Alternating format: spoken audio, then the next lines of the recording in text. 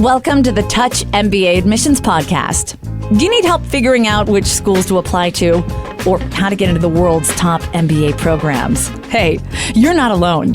Join thousands of others on this podcast and on our site, touchmba.com, as they seek the admissions edge. And now, here's your host, Darren Joe. Hey guys, this is Darren. Welcome to the Touch MBA podcast. Glad to have you here with us. The whole goal of this podcast and our site is to help you differentiate top MBA programs. I know how difficult it is to do this when you're researching programs. Many of them start to sound the same, and our whole goal is to help you differentiate these programs and find the ones that fit you best. And we do this by interviewing admissions directors from top schools, by speaking to students at top schools, and also at our site, giving free school selection help. So if you need some guidance there and you're having trouble figuring out which schools fit you best, go head over to touchmba.com and we'd be glad to help you out there for free. This week I spoke with Dana Dubovik, who's from Boston University's Questrom School of Business, and I really enjoyed our chat. I also really like how this school is putting a stake in the ground in terms of where they see the future moving and how they can best help their graduates. So they're really focused on consulting, digital innovation, health sector management, public and nonprofit management, entrepreneurship, among a few other things. Dana and I also discuss some common mistakes applicants make, and we also talk about the 3 video essays that you can answer for Boston University in place of a written essay. So those of you who are comfortable with that, you'll be able to get through that part of the application pretty quickly. Anyways, I hope you enjoy our conversation, and let's get straight to it. It's my pleasure to introduce our next guest, Dana Dubovik, who is the Director of MBA Admissions for Boston University's Questrom School of Business. Dana, welcome to the show. Thanks for having us.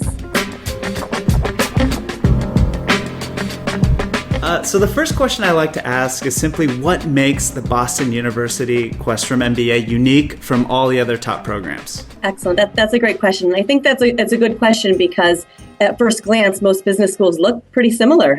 We have to have some similarities in order to be accredited. And, when looking really quickly, it's often difficult to figure that out. So I think when people think of Boston University at first glance, they often think of us as being a really big school. And we are. We're actually the 4th largest private research institution in the country. We have about 30,000 students here. So it is true. And with that come a lot of great resources that, we can have because we are such a big school. But what I think people often don't realize is that we're actually a relatively small program. We only bring in about 150 of our full-time MBA students every year. So we actually have quite a small school feel, which I think is something that surprises a lot of people. I also think that unlike many business schools, we have a dean, Ken Freeman, who actually comes from industry, and I think that's a bit uncommon. He joined Questrom back in 2010 after spinning Quest Diagnostics off from Corning Clinical Laboratories, and after that he became a managing director and partner at KKR, and a few years ago he was actually named one of the 100 best performing CEOs in the world by Harvard Business Review. So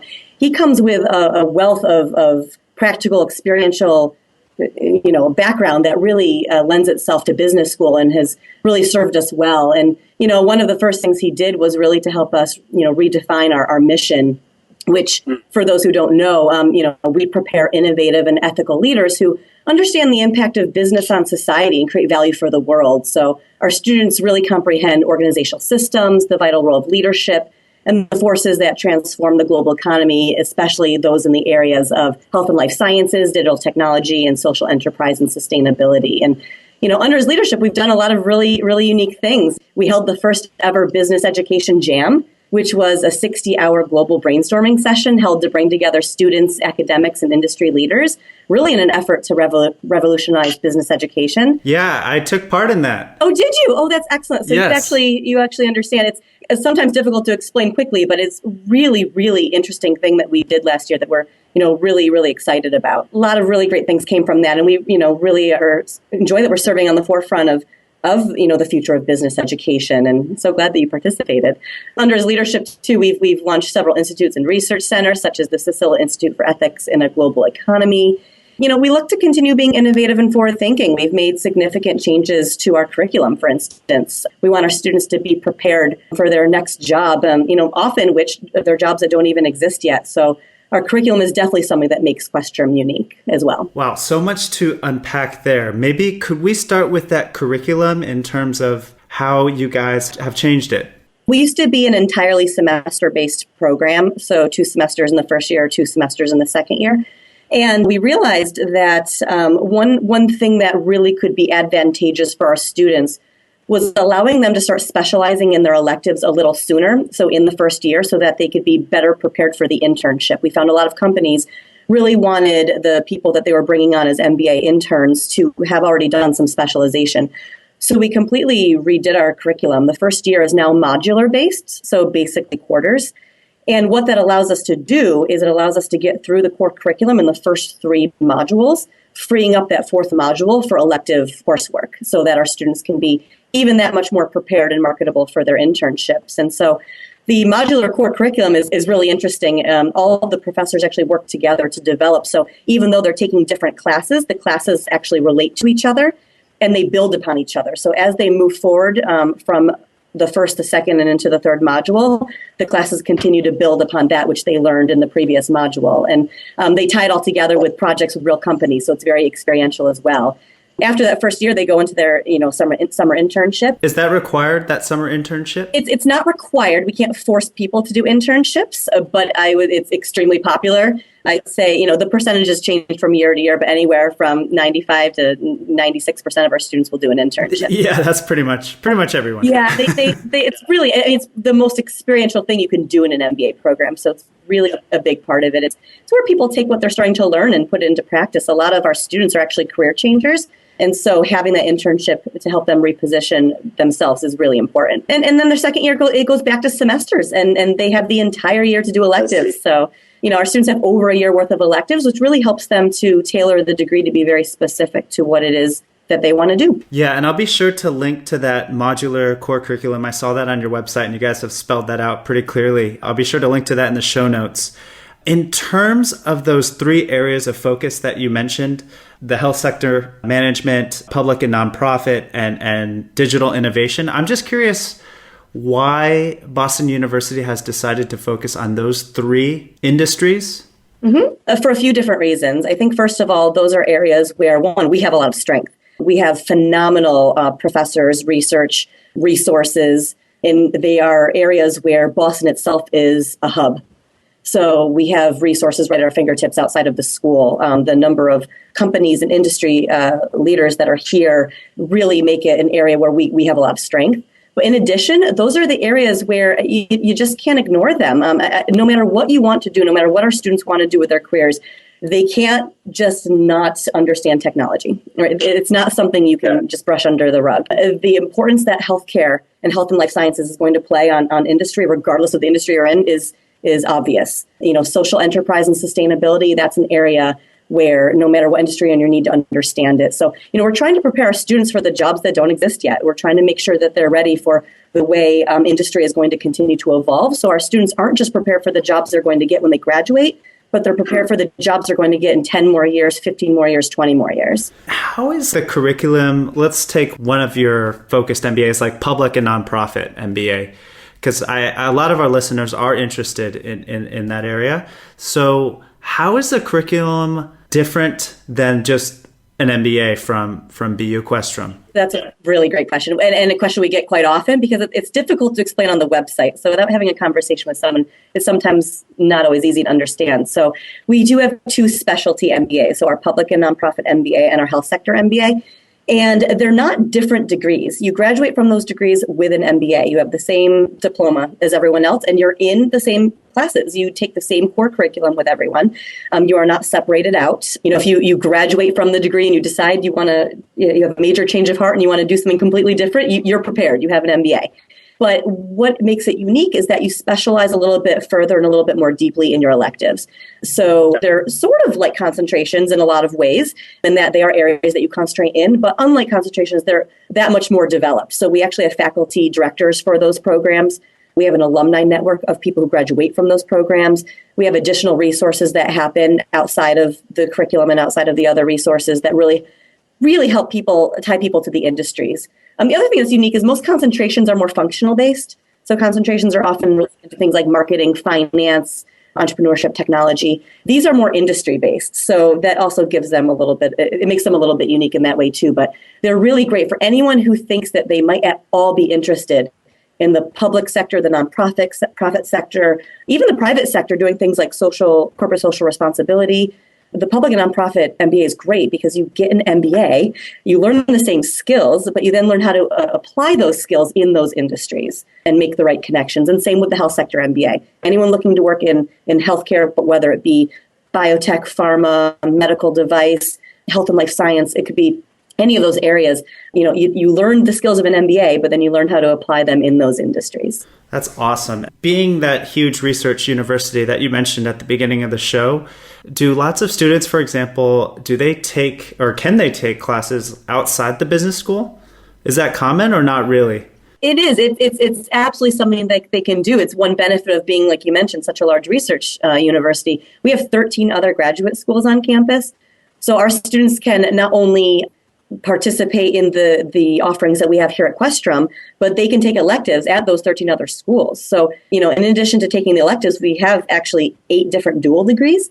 So you can take it one step further and actually get 2 degrees, an MBA plus an MS or MA and something else. So it's really nice to have that as a resource. Some students take advantage, some don't. It really just depends on the skills that they're looking to build to reach their next step in their career. But, I can't think of a path that you couldn't create here. Wow. Being a former admissions person myself and working for a business school, I know that's not easy to do. Academically, are there any other areas that you really feel that Questrom stands out? I do. Yeah, I do. I think we have over 10 different specializations and concentrations. We already talked about the specialty degrees, the number of concentrations too. We have like I said, we have so many. One of the newer ones is energy and environmental sustainability. And that's been a really popular one and an area where we see a tremendous amount of growth and where we have a lot of resources. Entrepreneurship is huge. We have a lot of resources there, and the entrepreneurship concentration is a very popular one as well. And the other one that we didn't really talk about yet is we actually have an in-house dual degree, meaning both degrees are earned here at Questrom, and that's an MBA plus an MS in digital innovation. And that's something that I think really makes us stand out in the world of technology, and that's a dual degree that's quite popular as well. So the MS in digital innovation, that's like huge. Like, is that more focused on like in the startup space, or because that's my first kind of instinct is to say, oh, startups, or is it? Yeah, and I don't think that's wrong. It's interesting. We've actually had a dual degree with technology for a long time, over 10 years. We have had, it was formerly called the MBA, the MS MBA, so which was basically an MBA plus an MS in information systems. And information systems is really sort of morphed over the years, and what we taught in that dual degree has changed over the years. And we realized that the name of that dual degree wasn't necessarily as reflective of what we were teaching as it used to be. And, we were teaching a lot more analytics and digital innovation. So hence the renaming. So it's really more of a renaming, rebranding of the MS MBA. It's still a huge focus on technology, but more on the digital aspects of technology and analytics, which is something that I think is really important as our students look to be forward thinking and understand the role that technology will play in their jobs. And, someone might do that dual degree because they really want to be in that space, but someone else might do it just because they want to understand that space. So, you don't necessarily need a specific background to do that dual degree, but if someone doing that degree does understand the importance that will play in their future business career. And are there any exciting, new developments on the horizon? It sounds like this program in particular has really evolved and put out these new focuses. What else? Is there anything else? It's funny because I laugh when I hear that question because we've done so much in the last yeah. But exactly.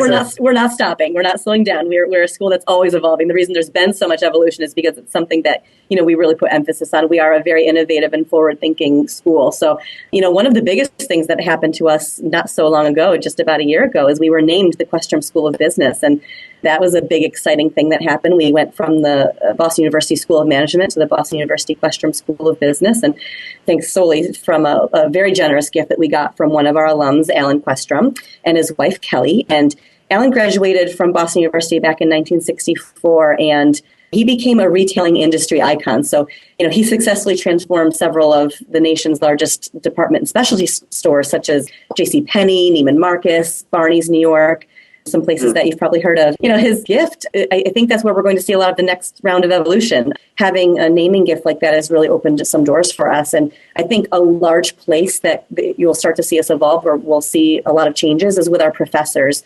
So Alan Questrom actually credits a lot of his success to the professors he had while he was here. So he is asked that a lot of that money goes towards ensuring that we have excellence in both teaching and research. So I think we're going to see a lot of great things in the way of the professors that we're bringing in. Another sort of exciting new development that we're going to see in ways that we're going to involve is a more physical development. We're looking to expand our blueprint by building another building, and that is hopefully happening soon in the next really just couple of years. So while we're a small MBA program, we have a lot of programs. So there's a lot of other business-related programs here at Questrom, and we're starting to outgrow our space. So we are going to be building a new building right adjacent to ours that will connect, and we're really excited for that to start as well. Does this mean that perhaps in the next short to midterm future, you guys will want to expand the size of the cohort? That's a great question. I don't know. At this point, we really do value the size of the program, and I'm not sure that we're looking to necessarily make the MBA program bigger. I think we're looking to possibly bring in more different programs as well. And, we house the undergrad students too. So, we have a very large number of undergrad students studying business here. So that's a large place where we need the space. Kind of on a related note, because I saw that you divide your class into these cohorts. So I'm guessing 3 cohorts, right, of 50? Correct. So what is the benefit of that? And do these cohorts get to interact with each other as well? Absolutely. The benefit is that you really get to know people well, probably better than you want to know other people. We have a huge focus on teamwork here at Questrom. If you don't like working on teams, you probably won't enjoy your time here. It's definitely something that we value as collaboration, and learning that, in order to be successful in business, you have to know how to work with people. And so in that first year, we divide everyone out into 3 cohorts of 50, and we pick the cohorts, and we actually do that purposefully. It's to ensure that there is diversity within all of the cohorts and with the teams that you're on within those cohorts. So you'll be broken down further into teams. And the projects that you'll do throughout those 3 modules of your core curriculum, you'll be working on these teams within your cohorts. So you get to know people really, really well. You learn how to work with people from all different backgrounds who come from different industries, from different parts of the world, and really learn what that means to be on a team and to be collaborative and to learn from each other. And while all of this is happening in the classroom, so much of what goes into an MBA is all of the things that happen outside of the classroom too. And that's where the cohorts really intermingle and mix and meet. And so, our students will be part of the clubs and the organizations, and they'll be, meeting students not only from the other cohorts, but from the other programs. Our full-time students will intermix with the professional evening MBA students who are our part-time students. They'll mix with our MS in, mathematical finance students and our MS in management studies students. And so there's a lot of opportunity to collaborate, not just outside of your cohort, but outside of the program as well. The other big question I hear a lot is location, like, where should I get my MBA? So why Boston as a great MBA destination? I love that question because I firmly believe that Boston is one of the best places to earn an MBA. It's such an easy question to answer. We're the educational capital of the country. There are so many schools in such a small area. And I think people don't realize this, but the schools here in Boston actually collaborate with each other as well. So being, even if someone ultimately decides that, the Questrom School of Business is not the right fit for them, and we're not the right fit for everyone, no school is. And, we're here to help people to determine if that's the case. But even if someone decides that we're not, I highly encourage people to consider a school in Boston because you'll likely still collaborate with us. And, our clubs and organizations will work with the clubs and organizations at the other schools. Our students will go to other schools' events and they'll come to ours. So it's really just a nice area to earn an MBA. And we're a major city that serves as the hub for so many different industries, from finance to healthcare, technology and innovation, like we were talking about, startups, the energy sector, nonprofits. It's really a great city to learn and have some resources that are right outside our door. And we're located right in the heart of the city, so they're right here. Yeah, exactly. So it's really easy to get everywhere in Boston. It's a small city. It's of the big cities, it's a smaller city. So it's really easy to get around. People don't need cars when they're here. It's easy to take public transportation. And so there's a lot of nice neighborhoods in Boston. So really great place to earn an MBA. If we can turn to the admissions sides of things, you mentioned that BU might not be the best fit for everyone. So what are the fit qualities you're looking for? We're looking for a lot of different things. I lump them into sort of three overall categories. First and foremost, we're trying to determine whether or not someone can be academically successful here. As amazing as someone might be and as great of a background as they might have, if we don't have evidence that they can get through the program academically, the rest won't matter. We want to make sure we're setting people up for success. So we are looking to make sure that someone can be a fit academically and it is a rigorous program. We're also trying to figure out not only why someone needs the MBA, but how they'll contribute in the program. So a lot of people, I think it's a mistake people sometimes make in the application is, they spend all their time talking about why they want the MBA, which is important. They do need to do that. But they forget to tell us why we need them. So we want to know how they'll contribute. I mentioned we're this small collaborative program. Everyone is going to really share in everyone else's learning and experience. So we want to know how someone will contribute. And then the third category of the three overall categories I think we're looking at is that fit. Does someone fit in with our culture, with our mission, with, the resources we have here, the strengths of the program? Are they going to be happy here? So those are the sort of overall categories. But, they can really be broken down to a much more granular level.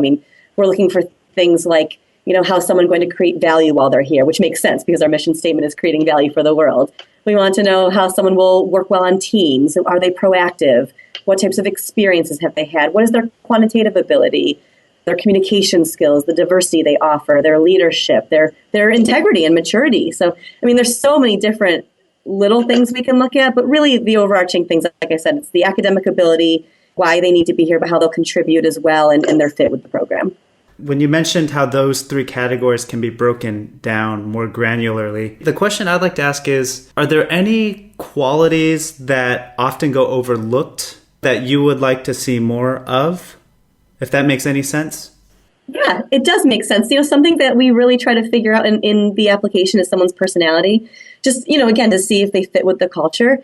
And I think people forget to show personality sometimes. That can be something that people overlook. They're so focused on the facts, what's my GMAT or GRE score and what are my goals? And those are all things we look at, but, we want to see personality. And one way we've actually attempted to weave that into the application is this last year we introduced an optional video essay. So our students actually have the opportunity to either submit a written essay if they're more comfortable that way, or to do a video essay, which really just allows us to get to know someone, I think, a little bit better. So that is something I think people overlook. It's okay to be yourself in the application. We're trying to figure out if you'll be happy here and really be successful in the program. And so showing who you are is an important part of the process. This is a part of admissions that I think is so difficult for applicants to be authentic, but to be professional and polished. It's finding that right balance is often difficult. Would you have any tips there? Because I do. You're right. It's walking a fine line, between, being authentic, being true to yourself and showing who you are, but remaining professional. And I think it's okay to share stories, to really explain, how you've come to the realization that this is the right path for you and what you're passionate about. I think it's okay to show passion, to show excitement, to use anecdotes. I think, and you have to do it all while remaining professional, to remember that it is still a business school application. Be professional in your language. One common mistake I see people make, we're pretty friendly, so I think it's easy for this to fall into this pattern, but, send us emails that are really, really informal, with smiley faces and, BTW instead of by the way. And you spelled with the letter U? Yes, exactly. And so, we encourage people to not do that and not to go that far.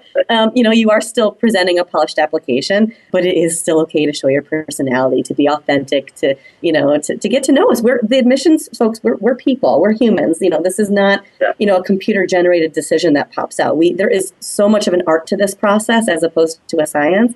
And so, just to remember that. And, and I think this is true of most schools, but, we're pretty transparent and we want to get to know our applicants. So when in doubt, call us, email us, reach out, visit. We really do want to get to know you. And I think those are ways that make it a little easier to show your personality while still remaining professional along the way. So one other question I had in terms of fit was sometimes when students are presented so many options and so many ways to customize their MBA experience, it's easy to get lost. So I was wondering, how much career direction in terms of clarity do you expect?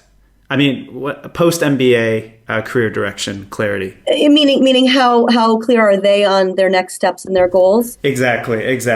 Like, because I saw, your written question is why Boston University? How do you plan to contribute, and what do you plan to do, right? Along those lines. I think we expect people to have, sort of put some thought into it.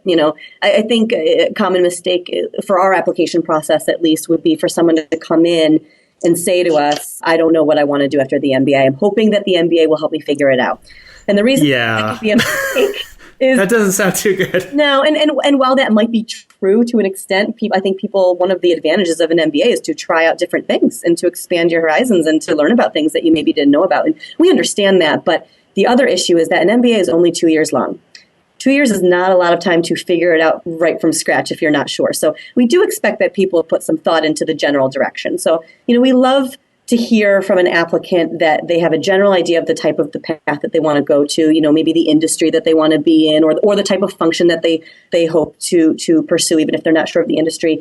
Because otherwise, how do they know that we're the right fit for them? If you aren't sure or don't have an idea, I would say, of the type of things that you're hoping to do post-MBA, then how do you know that we're the right program to get you there? How do you know that we'll have the right resources? So we do like people to have a general idea, and we know that they'll fine-tune it once they're here. We don't expect someone to come in and say, this is exactly what I want to do, and there's no other option, because actually that shows that they're not flexible and open to change. And, we want to know that you've got backup plans. If that doesn't work, what's your next step? How are you going to adapt? So, we just want people to have a general idea of the path that they want to take and be able to articulate that and how we fit into that. It's like you gotta show a game plan. Yes, exactly. The game plan needs to start before you start the application. It can't just be, I think an MBA sounds good, so let's go put an application in, and then once I get in, I'll figure it out from there.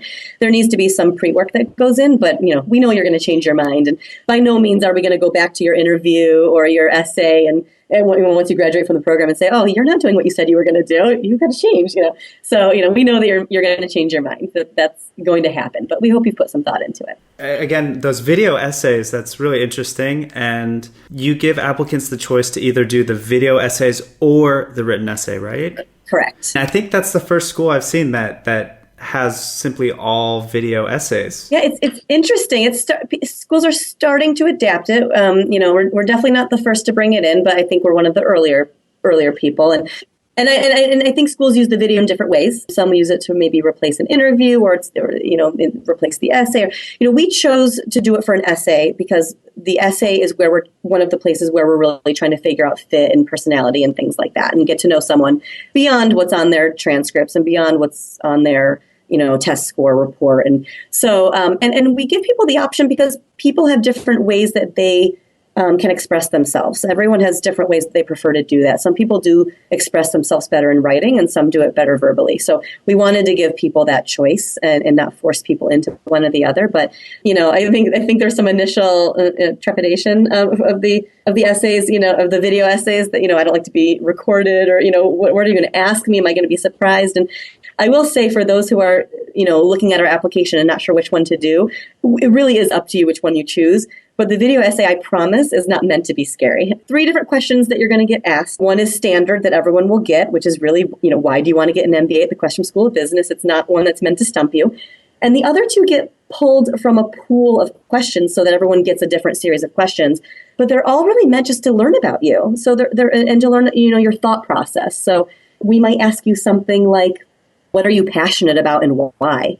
Or if you had a friend visiting from out of town and you could show them any part of your hometown, what would you show them and why? Or, it's not meant to throw you off. It's meant to see sort of how you approach the question and to learn a little bit about who you are. And you get the question with 30 seconds to prepare before you record. So it's not like you're hearing it for the first time and instantly speaking. So I do encourage people, if you're kind of going between the 2, I think the video essays are a great way to really, show who you are a little bit better. Yeah, we had one video essay when I used to be the admissions director for my school, and I found them super data rich, which was fantastic. And I guess I could see how they're very scary, and most of our applicants wrote their essays, but they also require less preparation. So that's kind of a benefit too, right? You're done quickly. You have 3 questions. Yeah.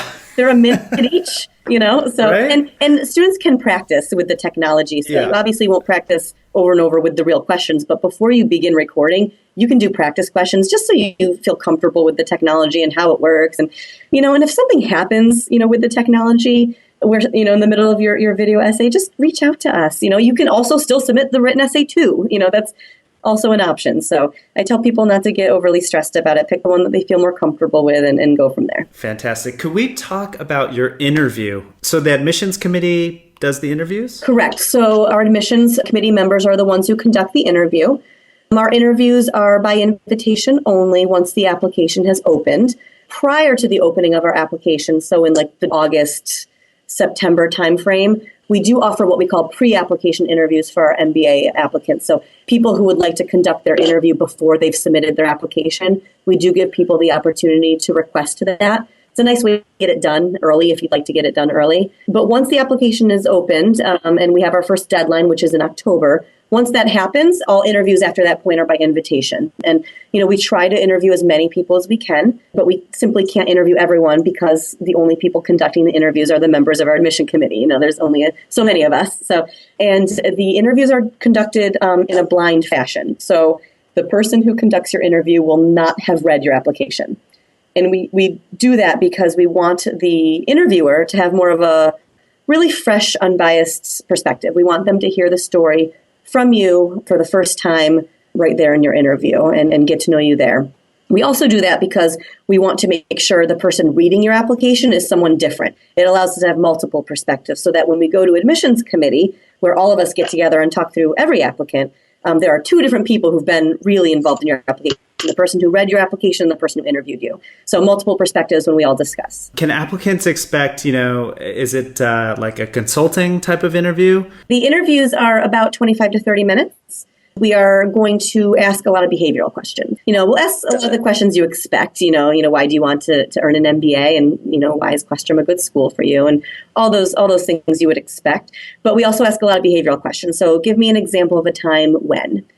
I harken back to the different criteria I mentioned earlier that we're looking for, things like leadership and teamwork and proactivity and communication skills and all those things. And so I encourage people when they apply to have that 30 or 60-second example prepared and ready to go for the behavioral questions where we say, give me an example of a time when. So that, you've got them ready to go and you're able to draw upon those quickly. Absolutely. Well, gosh, we've covered so much on the admissions front. Any last tips for how applicants can improve their chances at Questrom? I tell people, a few different things. Be sure to demonstrate fit within our community, both with our culture and with our offerings. So be able to explain why you've applied to Questrom and not just because you think we're a great school. All the schools are great. We expect that. Be able to give us some specific examples as to why you think that we would be a good fit for you and you would be a good fit for us. I tell people to be mindful of the class profile, to take a look on our website and see our averages and to understand the difference between an average and a range. A lot of people get really hung up that they have to be at the average for every criteria we look at, and you don't. It's holistic, but you do want to be within range, and that's, where I tell people to look. The last tip I like to tell people with the admissions process, be sure in your application to highlight ways in which you will leave Questrom an even better place than it was when you started. We are looking for people who want to have an impact, who want to, be involved here. That their hope when they leave is that they've left even better than when they arrived. So, and the more you can show those things in your application, I think the more successful of an application you'll have. And it sounds like implicit to those tips is applicants really need to talk to students. I mean, for them to really understand the culture and how they can contribute and improve upon that, right? Definitely. That's really the only way I can think of doing that. Absolutely. I mean, of course, you got to know, the map of the terrain and your offering, as you mentioned, but I mean, you can't understand culture without talking to people in the program. Absolutely. Absolutely. We encourage people to do that as much as possible. Obviously, applicants are welcome to reach out to the admissions staff. We're here to answer your questions, and we certainly can answer a lot of them, but we're not the ones in it. So being able to talk to people who are in the program, who've done the program, that's important. And there's a few different ways that they can do that. So, we encourage people to attend events. We have so many events, just like most schools do. And, students can come to campus and to visit and do an event on campus. We have a big visit weekend every year. We have smaller events throughout the year. We do off-campus events too. So we travel to major cities and do events where we travel. And then, for people who can't make either of those, we do virtual events. So there's a lot of ways to connect virtually, webinars and chats and things like that. But a lot of these events, we have our students and alumni at them. So it's a great place to get to know the people who've done it. And the other way that I think is probably the even more direct way, we have an email address that our current students check. So if anyone ever wanted to reach out and just start a conversation with someone who's in the program, that is the best way to do it. And that email address is connect@bu.edu. So basically, if you email connect@bu.edu, you are guaranteed to get a response from someone who's in the program. We have a small group of students who manage that account, but they have connections with their friends throughout the whole program. So if you ask a question that they can't answer, their friend can, and they pass you along. And it's a really great way to get to know the student body. Perfect. I'll be sure to link to that as well in the show notes.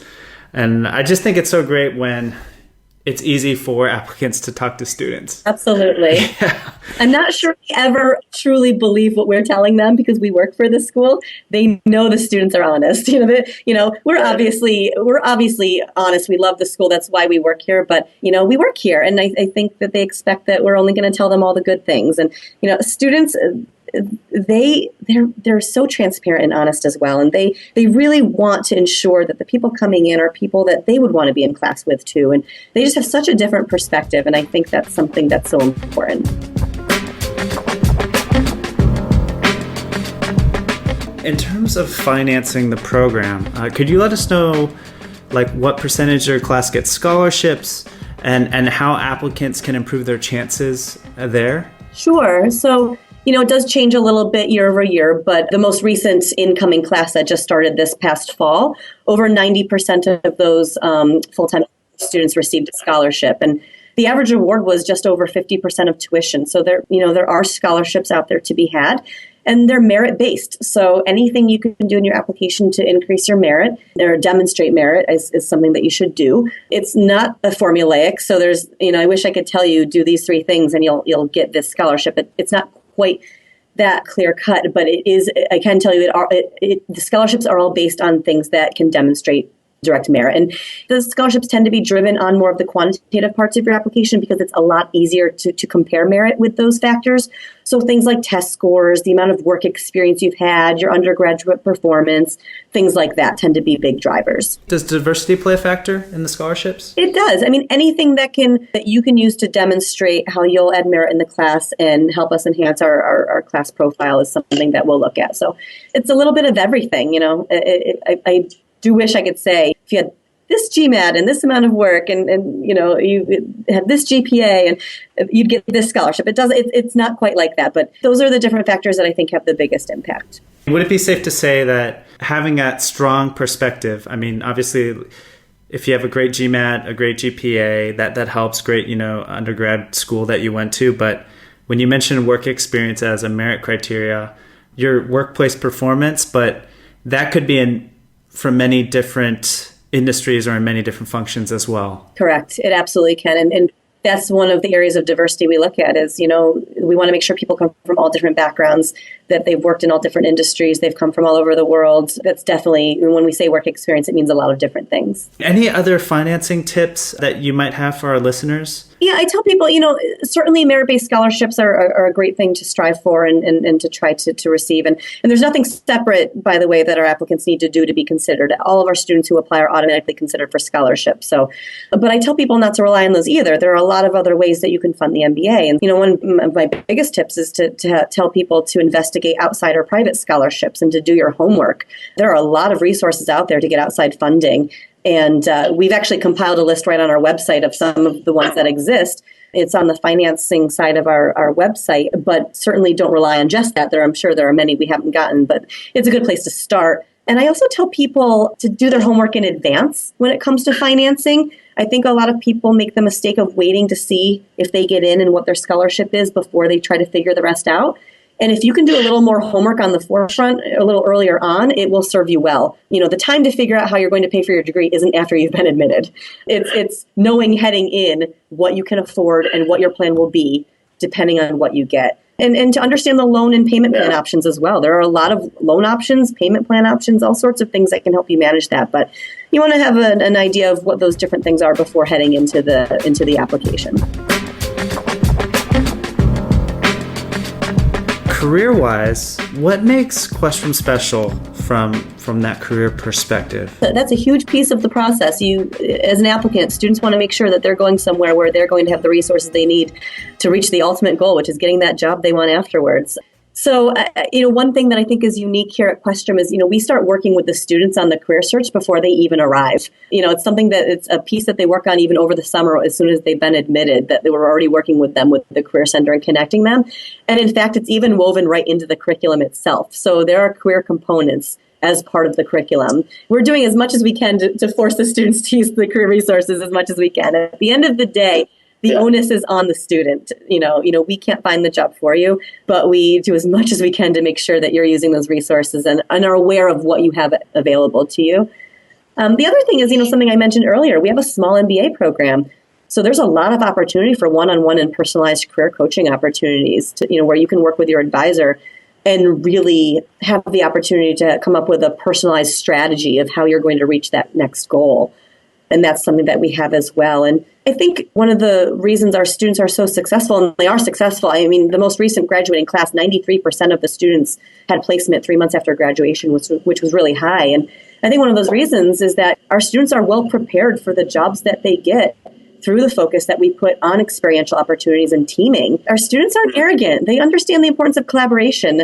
One example I love to give, pretty recently, a group of our students actually got together and they led a consulting interview prep workshop. So many of our students were looking to go into consulting and they wanted to be prepared for the consulting interview. So they led a workshop. And what I think was fascinating is the people leading the workshop and participating in the workshop were actually competing for a lot of the same jobs. Yet they got together and collaborated because the goal here is to help each other. And I think that's one of the reasons our students are so successful in the job search as well. Yeah, because I saw that, on your career page that you guys believe in a candidate-driven search. And so you've been with Boston University now for quite a while.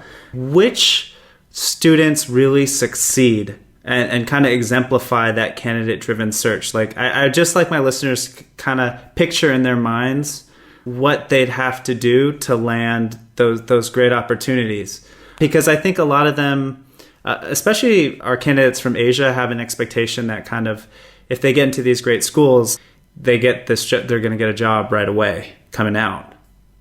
So that phrase might scare them, candidate-driven search, as opposed to school-driven search, for example. Right. And one of the reasons why it's a candidate-driven search is that, we really view ourselves as partners. We're partners in our students' success. We are not finding the jobs for students. No school can promise that. It is up to our students to, when they graduate, to find their job, because that's after they graduate and find their job, they're going to be in charge of finding their next subsequent jobs as well. And they're that much more successful when they're invested in the search in that way. And by candidate driven, it simply just means that, they are the ones leading the charge with our help. And I think that's the part that I want to make sure applicants know, is that you're not left on your own. By candidate driven, we do not mean that it's up to you to come here and just figure it out. You will have so many resources, and our students who are really successful understand that, and they're proactive. They know that they need to make an appointment with the Career Center and sit down and have that meeting. And they're going to talk to someone who's an advisor who's going to work through it with them and help them figure it out and help point them in the right direction and help them navigate that process, because it's a scary process. And so we're here to help with that. But the students are also really successful because they understand it's a multi-pronged approach. So, they're also, the students, you asked what are the characteristics of, a student who's successful in this search. They're the ones saying, I'm going to look into see what conferences are happening that I can attend. And they get a group of their, classmates together and they go to a conference. They, go to conferences at other schools, just like I said, other schools send their students to ours as well. And they are active with the clubs and the organizations on campus where they're partnering with real companies and they're building their network. They're reaching out to our alumni. We have something called Questrom Connect, which is basically a platform by which our alumni can self-select in to volunteer to help our students. And it's really great because our students can go in and see right off the bat which alumni are right there ready to help. And, we have a large alumni network, so having that resource is helpful. And so, that's another resource. I think the students are successful in the candidate-driven search just understand that they can't just sit and wait for the job to come to them, but they need to go and they need to use these resources, and we're there to help them and to provide those resources every step of the way. Got it. I mean, that's crystal clear. And in terms of placement trends, I noticed, like you mentioned, that consulting seems to be the top industry and the top function that your graduates go into. Is that pretty consistent year over year? It's definitely something that we've noticed more of over the last several years, but the last several years have been consistent with consulting. I'd say other areas that are really big are technology, healthcare, or the health sector, I should say, nonprofit, and finance. Those 5 areas, I think, are definitely the top 5 and have been for some time. But the trend as to which one is the biggest each year, it does sort of fluctuate. But yeah, those are really, really popular ones for us. I really appreciate all the insight that you've shared with us. My favorite question to end the podcast with is there anything else about the Boston University Questrom School of Business MBA that you just wish more candidates knew about, that perhaps when they're looking at your materials, they might miss? Yeah, definitely. And it comes back to something you said, which is about getting to know the students and the student body. I would say what I really wish more people knew about Questrom was really just how great the culture and community is here. It's what makes me love coming to work every day. It's what makes my job easy. I think what makes Questrom and the Questrom MBA so special, it really is our students. It's how they work together. It's how collaborative they are. They're trailblazers. They're innovative. And they do all of this in just 2 years, which baffles me. I am impressed every day by how much our students are able to fit in and do while they're here. And it really makes me love them and love the program. So that's what I wish more people knew about Questrom. Well, Dana, thank you so much for being on the show. Really appreciate it. I'm sure our listeners will get a lot from our conversation. Great. Well, like I said, thank you for having us. And, we're excited to be able to give this information to everyone. And we're very appreciative of all of the prospective students out there who are taking the time to actually learn about us. Thanks for listening to the Touch MBA podcast. Don't be shy. We have a mailing list. Go to touchmba.com and get yourself signed up. And we'll keep you posted with the best tips and insider interviews on how to get into your #1 school. You can also find us on Twitter and Facebook at Touch MBA. See you soon.